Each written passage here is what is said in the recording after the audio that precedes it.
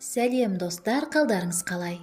Бүгін теріні жасартуға арналған ботокстан кеменен ыдысқа біраз қасық зығырданын салып, үстіне 150 мг су құйып, баяу отта зығырдан жасалған қайнатамыз. Терінің серпімділігін арттырады.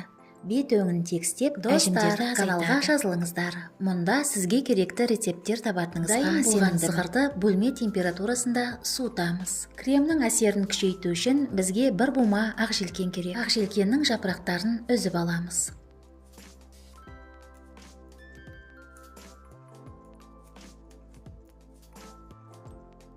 Ақжелкеннің шырнын алу үшін блендерге салып езіп аламыз. Ақжелкен теріні ағартады және теріні сергітіп, әжімдерді азайтады. Достар, егер мені қолдағыңыз келсе, каналға жазылыңыз, лайк басыңыз, видео рецептпен достарыңызбен бөлісіңіз және жаңа шыққан рецепттерді